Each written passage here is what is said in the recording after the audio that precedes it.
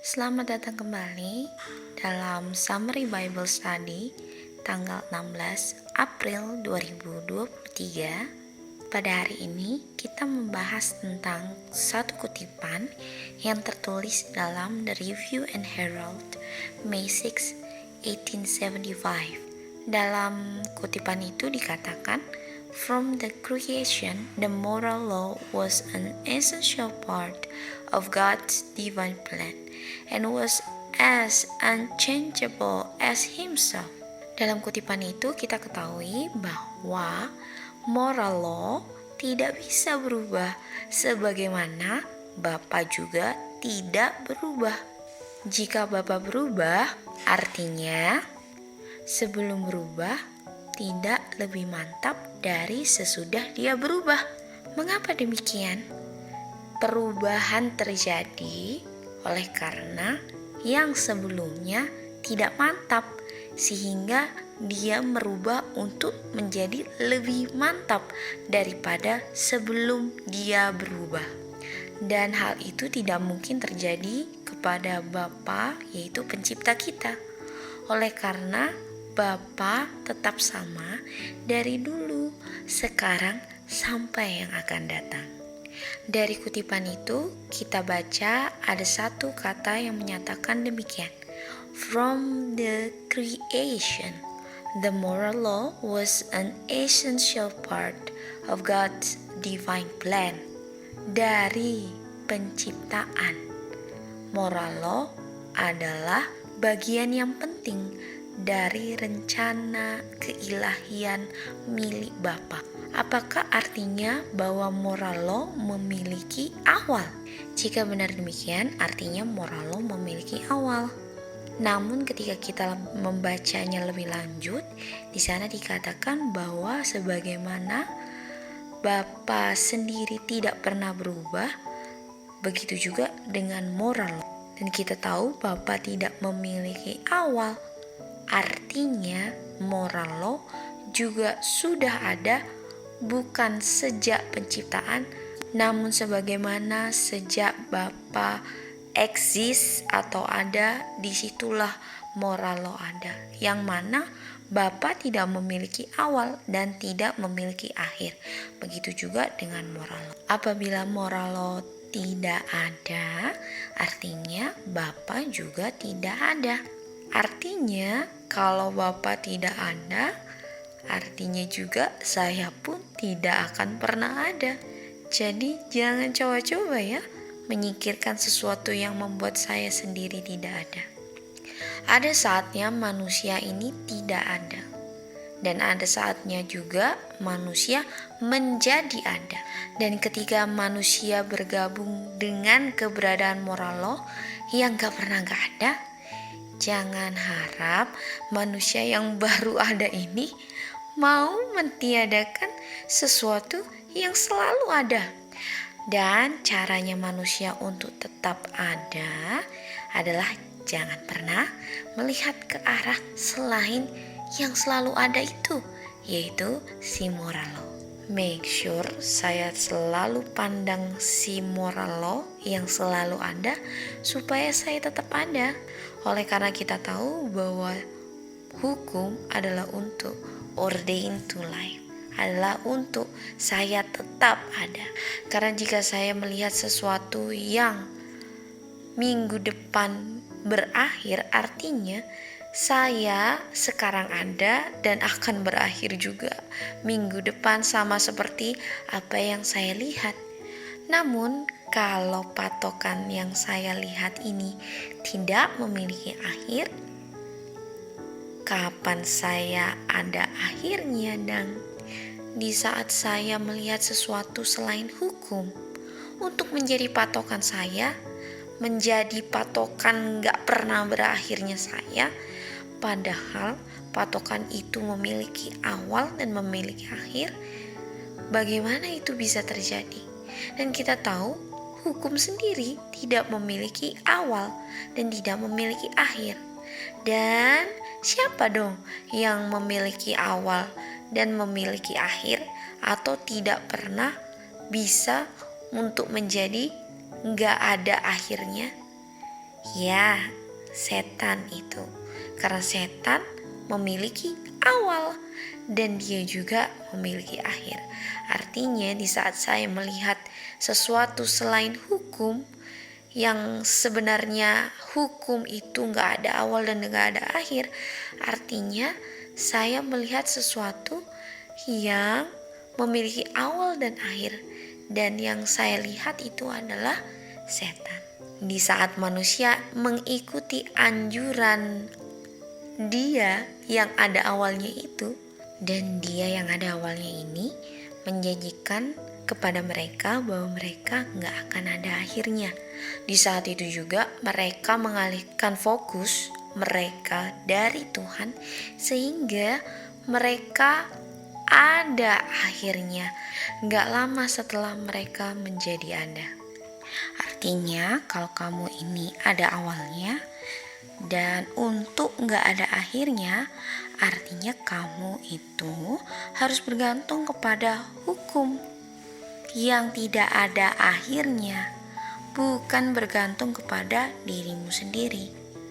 Berdasarkan itu kita ketahui bahwa hukum tidak memiliki awal dan tidak memiliki akhir, yang mana sama seperti Bapa yang tidak pernah berubah, tidak memiliki awal dan tidak memiliki akhir.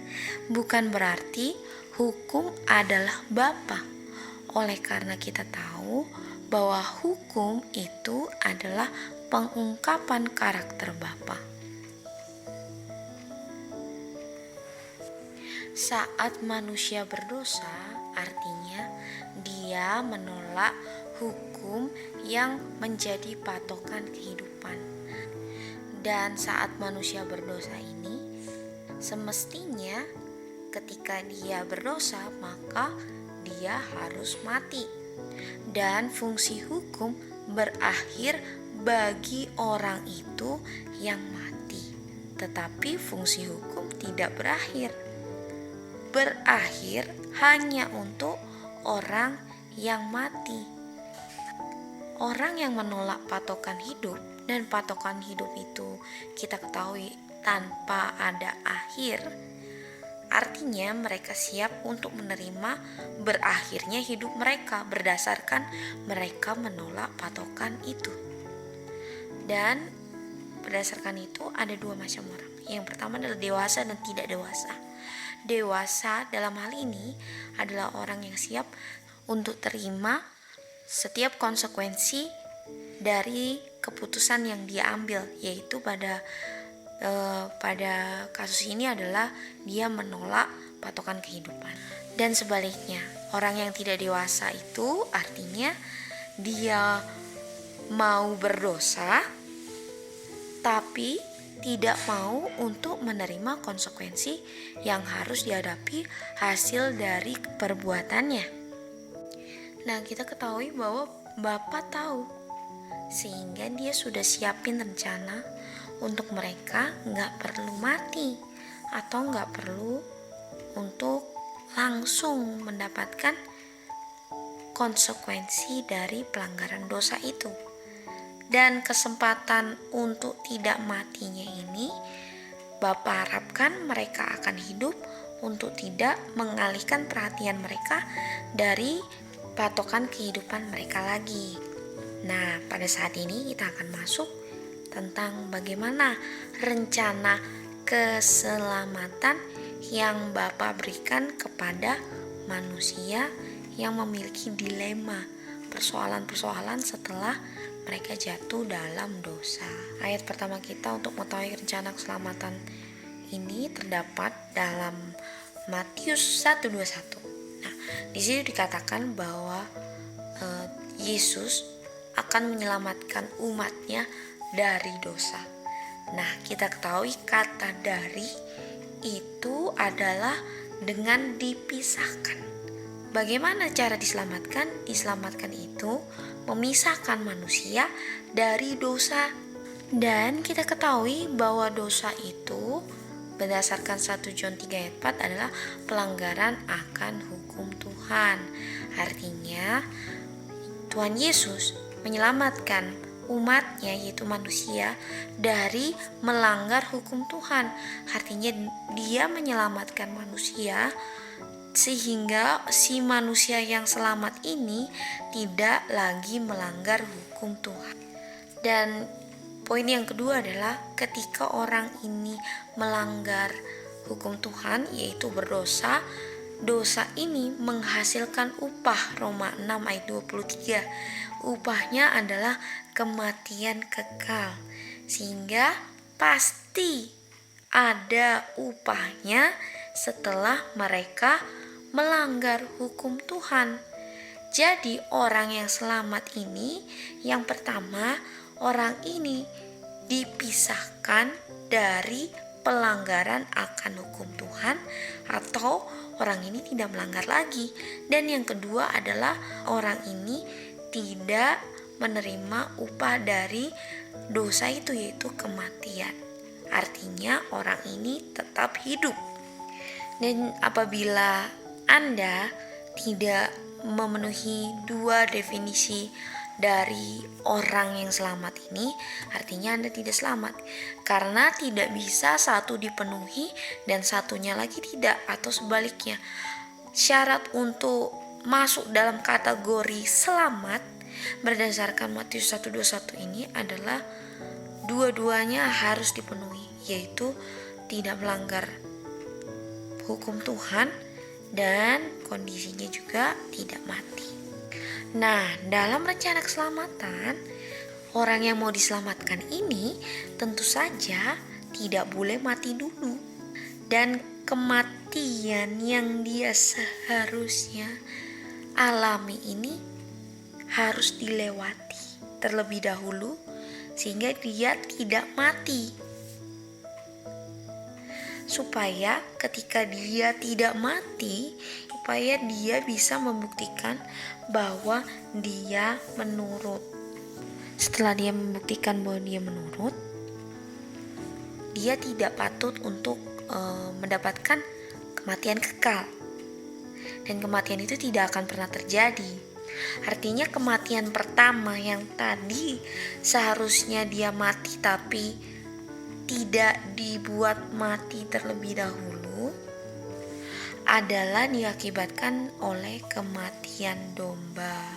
Kematian domba itu lah yang menggantikan kematian yang seharusnya dialami oleh orang ini. Jadi kita bisa katakan bahwa kematian domba inilah yang mengamankan kematian sementara ini. Dan itu juga bisa menjadi permanen, artinya dia tidak akan pernah mengalami kematian apabila dia menghidupkan atau menjalankan kehidupan dengan patokan yang gak ada batasnya itu setelah kematian pertama diamankan. Jadi mengamankan kematian itu artinya untuk memberikan kesempatan. Jadi kita ketahui bahwa Tuhan Yesus itu harus mati dulu. Jadi di saat Adam dan Hawa berdosa, kematiannya mereka harus segera diamankan. Diamankan itu artinya jangan diizinkan untuk dijalankan upah dosanya. Karena kalau dijalankan upah dosanya, siapa yang mau diselamatkan kalau kondisinya dia sudah mati? Dan kita ketahui bahwa kematian ini diamankan tanpa sepengetahuan si pelanggar. Karena kalau seandainya ketika si pelanggar ini melanggar dan kemudian harus ditanyakan terlebih dahulu apakah mereka mau hidup atau mati, maka yang akan terjadi mereka keburu mati. Sehingga penting ya untuk tidak menunda pengamanannya dengan harus tanya dahulu seperti tadi.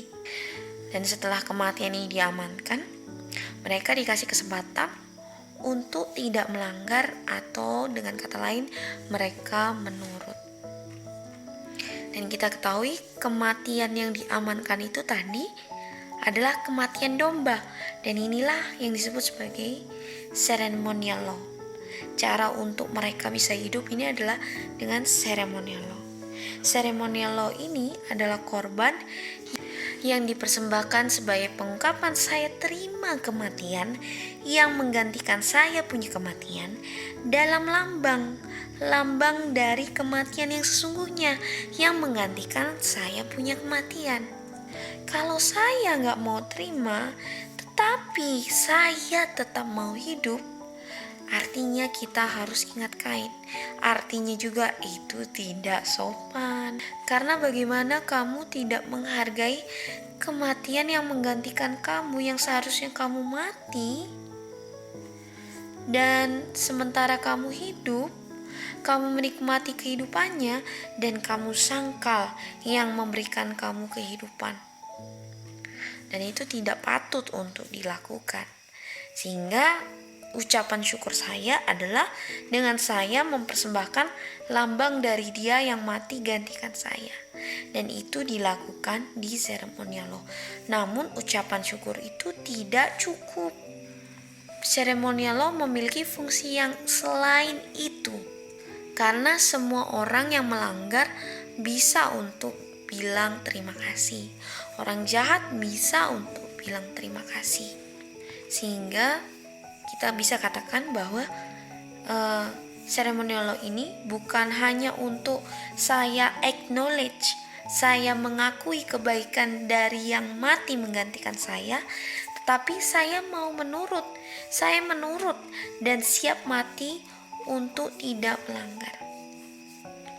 Dan hubungan atau makna yang lain yang dimiliki oleh si ceremonial law atau fungsi yang lain selain mengucap syukur atau ucapan syukur itu adalah harus ada hubungannya dengan penurutan. John 1 ayat 29 dikatakan bahwa anak domba Bapa mengambil dosa dunia. Dia mengambil upah dosa kamu karena dosanya Dia ambil, lalu Dia yang mati. Jadi lihat domba yang ambil dosa. Hal ini disebut atau dibilang sebagai kematian, karena ambil untuk dipakukan sebagai pelanggar dosa dari orang lain. Jadi nggak cukup untuk diambil aja. Lantas di mana pasangan dari John 1:29, yaitu Matius 1:21? Diselamatkan dari dosa atau diselamatkan dari pelanggaran hukum. Sedangkan 1:29 yang diambil adalah upah dosanya atau kematiannya. Dan kedua ayat ini membicarakan tentang orang yang sama, yaitu Tuhan Yesus. Ingatkah teman-teman, ada dua persoalan yang terdapat di awal perbincangan kita. Yang pertama adalah supaya orang ini tidak mati, dan yang kedua adalah supaya orang ini tidak melanggar lagi. Dan kedua ini dijawab dalam dua ayat yang baru saja kita jelaskan. Matius 1:21 adalah supaya orang ini tidak melanggar lagi, dan Yohanes 1:29 adalah supaya orang ini tidak mati. Dan kita juga bisa temukan Yohanes 1 ayat 29 ini di Filipi 2 ayat 8 bagian akhir, yaitu death of the cross, di mana kematian yang seharusnya diambil atau diberikan kepada si pelanggar diambil alih oleh yang mati di kayu salib. Dan di mana Matius 1:21? Matius 1:21 terdapat di Filipi 2 ayat 8 bagian awal. Dan di seremonial law itulah Matius 1:21, Yohanes 1:29, Filipi 2 ayat 8 bagian awal dan bagian akhir. Dan di seremonial itu menyelesaikan dua persoalan yang tadi kita sudah ketahui. Di Matius 1:21 di mana Tuhan Yesus memisahkan si orang dari dosanya, yaitu tidak melanggar hukum Tuhan lagi. Dalam kata lain adalah menurut. Dan penurutan yang terdapat di Filipi 2 ayat 8 bagian awal, di mana Tuhan Yesus menurut sampai mati, kita bisa tahu bahwa penurutan yang dihasilkan oleh Tuhan Yesus itu bukan berasal dari dirinya, namun berasal dari Bapa yang bekerja di dalam Tuhan Yesus, berdasarkan John 14:10 dan Filipi 2 ayat 13. Bapa yang bekerja artinya Bapa dengan kuasa yang sama, dengan kuasa penciptaan, dan kuasa itu adalah firman, yang adalah nafas, yang adalah mind, dan yang adalah spirit. Itulah alat kerjanya Bapa.